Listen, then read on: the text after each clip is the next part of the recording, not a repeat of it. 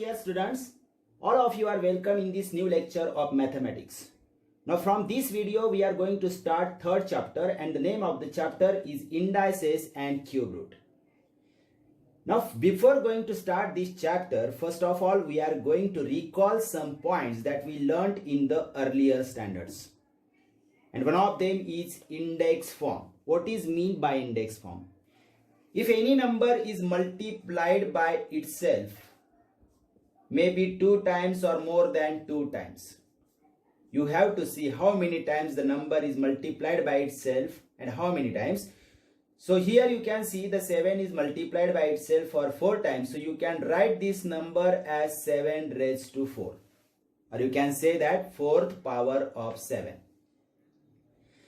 So what do you see here is an index form.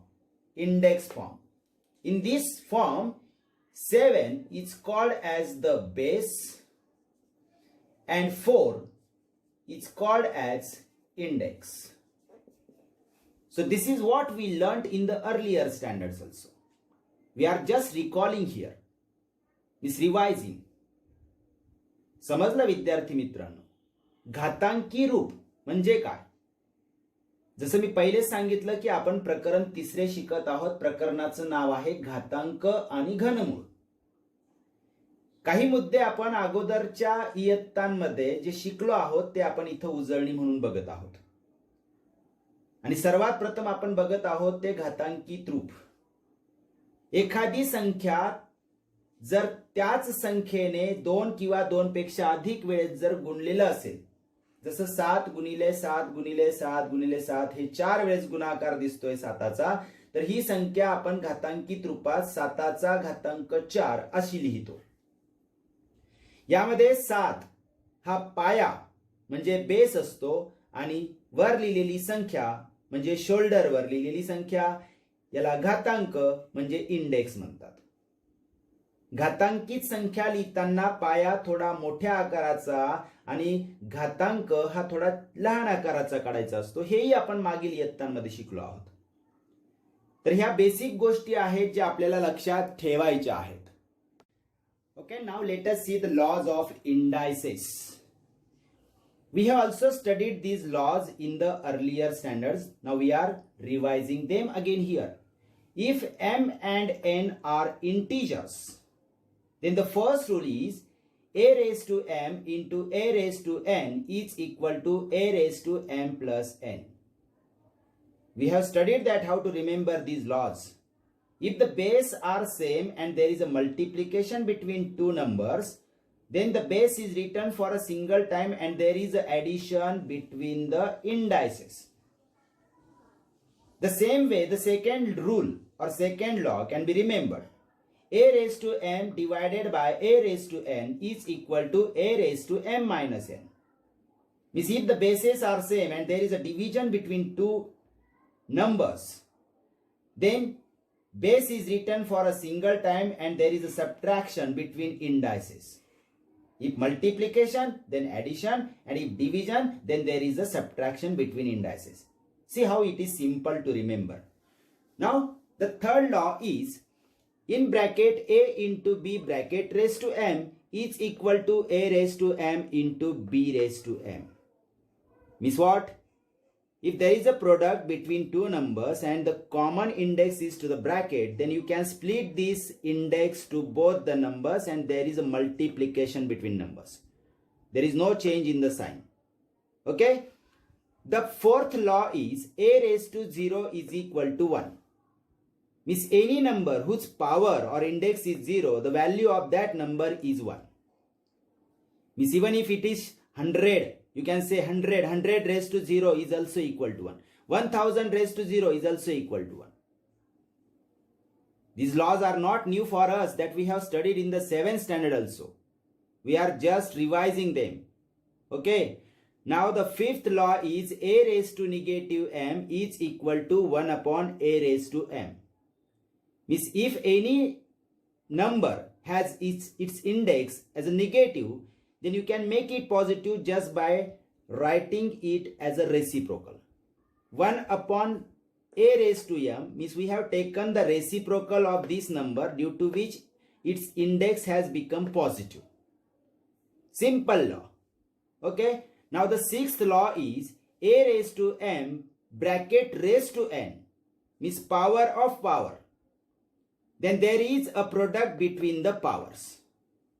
See, a raised to m bracket raised to n is equal to a raised to m into n. If there is a power of power, then you can do the product or do the multiplication between the indices. Simple law. The sixth law is a upon b bracket raised to m. This law is similar to this law. See, there is a product, here is a division. A upon b bracket raised to m. Again you can split the index for both numerator and denominator. Means a raised to m upon b raised to m. This m is given to a also and m is given to b also as an index. Clear? Now eighth law is a upon b bracket raised to negative m is equal to b upon a bracket raised to positive m. You can see that here the index is negative and it has become positive here. For what reason? Because the number inside a bracket has taken reciprocal. See here, it was a upon b here, and on the right hand side it has become b upon a. If you take the reciprocal of the fraction inside the bracket, the negative index become a positive index. This law is similar to this law. I hope that you must have understood all these laws, but let us revise it again for better understanding. Okay? घातांकाचे नियम आपण इयत्ता 7वी मध्ये पण शिकलो आहोत विद्यार्थी मित्रांनो. पुन्हा आपण इथे उजळणी करत आहोत 8वी इयत्तेमध्ये, जेणेकरून आपल्याला पुढील उदाहरणं सोडवायला सोपी जावीत. जर m व n हे पूर्णांक असतील, म्हणजे m आणि n हे सगळे या ठिकाणी घातांक म्हणून वापरलेत जे पूर्णांक असतील, तर पहिला लॉ काय आहे? a चा घातांक m गुणिले a चा घातांक n बरोबर a चा घातांक m अधिक n. म्हणजे पाया समान असताना जर दोन संख्यांमध्ये गुणाकार असेल तर पाया एक वेळेस लिहून घातांकांची बेरीज करतात. गुणाकार असेल तर घातांकांची बेरीज. याचप्रमाणे a चा घातांक m भागिले a चा घातांक n बरोबर a चा घातांक m वजा n. म्हणजे पाया समान असेल, मध्ये भागाकाराचे चिन्ह असेल तर पाया एक वेळेस लिहून घातांकांची वजाबाकी. गुणाकार असताना घातांकांची बेरीज आणि भागाकार असताना घातांकांची वजाबाकी. अगदी शॉर्टली लक्षात ठेवू शकतात तुम्ही. तिसरा जो नियम आहे तो आहे कंसात a गुणिले b कंसाचा घातांक m बरोबर a चा घातांक m गुणिले b चा घातांक m. म्हणजे काय केलंय? ब्रॅकेट काढताना आपण हा जो घातांक आहे तो मधील दोघ संख्यांना आपण सेपरेटली देऊन टाकलेला आहे. साधा सरळ नियम आहे. कंसाचा घातांक आपण आतील दोघ संख्यांना मध्ये जर गुणाकाराचं चिन्ह असेल तर आपण स्प्लिट करू शकतो, म्हणजे प्रत्येक संख्येला वेगळा वेगळा घातांक देऊ शकतो. हा नियम आपण उदाहरण सोडवताना वापरता येतो. ओके. पुढचा नियम आहे a चा घातांक 0 बरोबर 1. कोणतीही संख्या असेल आणि तिचा घातांक 0 असेल तर त्या संपूर्ण संख्येची किंमत 1 होते. म्हणजे 100 चा घातांक 0 असेल तरी 1, 1000 चा घातांक 0 असेल तरी त्याचं उत्तर 1. अगदी साधा सरळ नियम आहे. पाचवा नियम आहे a चा घातांक ऋण m बरोबर 1 छेद a चा घातांक m. म्हणजे ऋण घातांकित संख्येमध्ये जर घातांक ऋण असेल तर त्या संख्येची व्यस्त करून आपण त्याचा घातांक धन करू शकतो. 1 छेद आपण त्या संख्येला लिहितोय, म्हणजे त्या संख्येचा व्यस्त करतोय आपण. याला रेसिप्रोकल म्हणतो आपण. मग ऋण घातांक धन होतो, आणि जर या ठिकाणी धन घातांक असेल तर तो व्यस्त केल्यानंतर ऋण घातांक होईल. लक्षात आलं ना? याच्या उलट इथे असेल चिन्ह. ऋण आहे म्हणून इथे धन झालाय, जर इथे धन असतं तर इकडे ऋण झालेलं असतं ते. पुढचा नियम आहे 6वा नियम. a चा घातांक n कंसाचा घातांक n बरोबर a चा घातांक m गुणिले n. म्हणजे घाताचा घात असेल, पाया एकच आहे परंतु घातांकित संख्येचा घातांक असेल तर दोन्ही घातांकांचा गुणाकार होतो आणि पाया तोच राहतो जो इथे आहे. a चा घातांक m गुणिले n म्हणजे दोन्ही घातांकांचा गुणाकार. साधा आणि सरळ नियम आहे. 7वा नियम आहे a छेद b बरोबर a छेद b कंसाचा घातांक m बरोबर a चा घातांक m छेद b चा घातांक m. म्हणजे कंस असेल, कंसामध्ये अपूर्णांक आहे आणि कंसाला घातांक आहे, तर तो घातांक कंस काढून तुम्ही दोघांना सेपरेटली देऊ शकता. या नियमासारखा नियम आहे हा. फक्त इथे गुणाकार आहे आणि इथे अंश आणि छेद म्हणजे भागाकार रूपात आहे. नियम समान सारखाच आहे जवळजवळ. आणि पुढचा जो नियम आहे 8वा शेवटचा, a छेद b कंसाचा घातांक ऋण m बरोबर b छेद a कंसाचा घातांक धन m. काय दिसतंय फरक आपल्याला दोन्ही बाजूला? इकडे घातांक ऋण आहे, इकडे धन झालाय. कसा झाला तो धन? मधली संख्या जी आहे ती व्यस्त केलेली आहे. a छेद b ऐवजी b छेद a केला की घातांकित संख्येचं चिन्ह बदलतं. म्हणजे हा नियम हुबेहूब अगदी 5व्या नियमासारखा आहे. व्यस्त करताच घातांक धन होतो. इकडे पण आपण a छेद b चा व्यस्त b छेद a लिहिला तर आपण घातांक धन केलेला आहे. तर असे हे नियम आपल्याला नेहमी लक्षात ठेवायचे कायमस्वरूपी. फक्त 8वी पुरता नाही मर्यादित हे नियम. पुढे जाऊन तुम्हाला 11वी 12वीला पण कामात येतात हे नियम. तेव्हा कायमस्वरूपी लक्षात ठेवा. पुन्हा एकदा आपण उजळणी केलेली आहे. पुन्हा एकदा व्हिडिओ रिवाइंड करून बघा आणि पुन्हा त्याची उजळणी करा. Okay okay dear students, now let us see the next point. Meaning of the numbers when the index is a rational number of the form 1 upon n. To understand this topic, let us see some consideration. Suppose a is a number. A is some number. Now you know that the square of a is written like this. Means a raised to 2. When there is a second power of a, we call it as a square of a. This is the index form. But if there is a square root of a, the square root of a is to be written there. Root of a. Then it is written like this. This is the symbolic form of square root of a. This sign, whatever we have drawn to show for a square root, this sign is called as radical sign. You should remember that. What is this sign? It is radical sign. Means in the radical sign, when we write a, it is called square root of a. In the index form, the square root of a can also be written as, means this number can also be written as a raised to 1 upon 2. Meaning is same. The same number can be written like this. This means also the square root of a. Means a raised to 1 upon 2 is equal to square root of a. There is no difference between the two numbers. If you remove the radical sign, in the index form it can be written as a raised to 1 upon 2. This means the square root of a. Now this is all about square and square root. Suppose if we want to write the cube of a, then it is written like this. This is called as cube of a, or a raised to 3, or third power of a. It can be read as in a different way.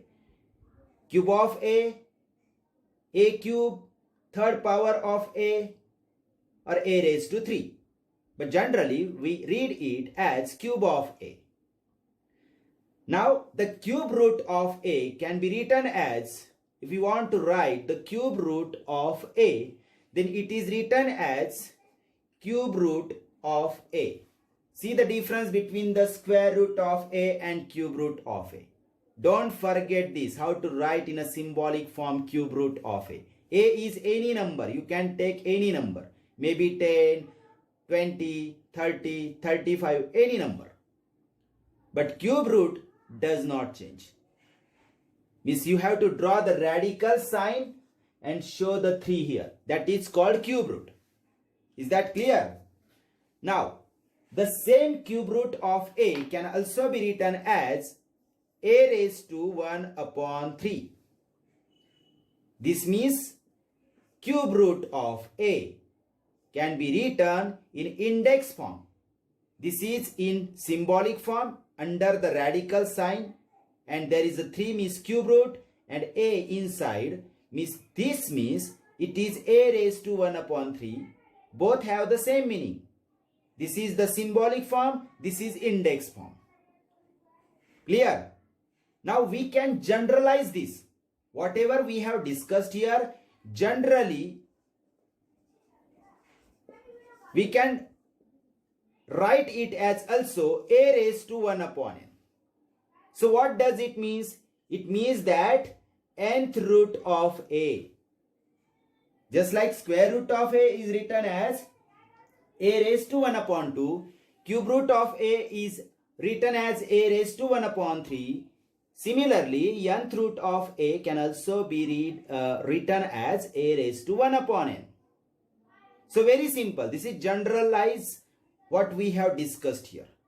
I hope that you must have understood. Now using this we can write many numbers. Just like here, for example, if you want to write, suppose 20 raised to 1 upon 7. So what does it mean? It means 7th root of 20. What does it mean? 7th root of 20. Similarly, suppose if you have written like this 500 raised to 1 upon 3. So what does it mean? This means cube root of 500. See, cube root of a. In the same way you can write here cube root of 500. So many numbers you can write in the index form, which can also be written in a radical sign also. Is that clear?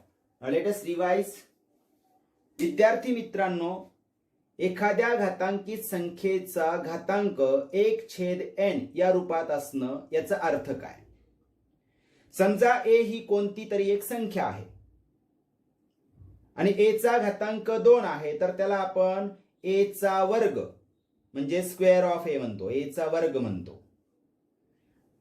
आणि वर्गमुळात फक्त आपण कर्णी चिन्ह, या radical साइनला मराठीमध्ये कर्णी चिन्ह असं म्हणतात. हे जे चिन्ह आहे हे वर्गमुळासाठी वापरतो आपण. मूळ, वर्गमूळ. तर वर्गमुळात a आहे इथे.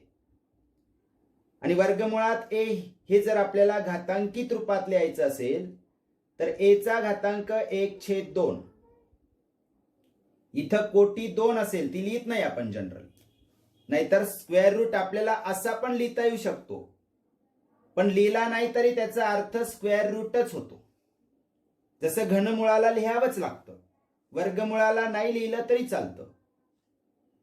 म्हणजे कोटी 2 आहे त्याची. यावरून आपल्याला घातांकित संख्या लिहिताना a चा घातांक 1/2 म्हणजेच वर्गमुळात आहे. हे नीट लक्षात ठेवा. हे दोघं समान आहेत, फक्त हे चिन्हात आहे, हे घातांकित रूपात आहे. आणि या चिन्हाला आपण कर्णी चिन्ह म्हणतो, जे वर्गमुळासाठी वापरतो. आता a चा घन असेल म्हणजे a ची घातांक संख्या जर 3 असेल तर a चा घन म्हणतो आपण त्याला.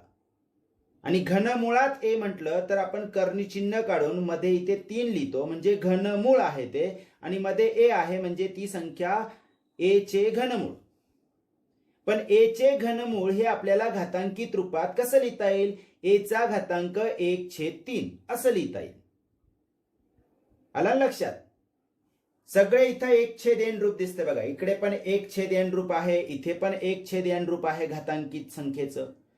म्हणजे a चे घनमूळ हे आपण जसं चिन्हात लिहितोय इथे, तसं आपण इकडे घातांकित संख्या लिहितोय किंवा घातांक रूपात लिहितोय. आता याचं सामान्यकरण जर आपण सामान्य रूपात लिहिलं, जनरलाइज जर केलं, तर a चा घातांक 1/n. 2, 3 होता, आपण n लिहिला, म्हणजे a चे n वे मूळ. जसं a चे घनमूळ तसं इथं छेद n आहे, म्हणून a चे n वे मूळ कर्णी चिन्हात लिहिले आपण ते. मग यासारख्या अनेक संख्या आपल्याला विचारात घेता येतील. जसं 20 चा घातांक 1/7 आहे, म्हणजे 20 चे 7वे मूळ. 500 चा घातांक 1/3 आहे, म्हणजे 500 चे घनमूळ. 500 चा घातांक 1/4 असेल तर 500 चे 4थे मूळ. सोपं आहे ना? अगदी सहज लक्षात येण्यासारखं आहे. तर मी अपेक्षा करतो की तुम्हाला समजलं असेल. पुन्हा एकदा लिहित असताना उजळणी करा, हे सगळं लिहून घ्या, म्हणजे लक्षात राहील. ठीक आहे.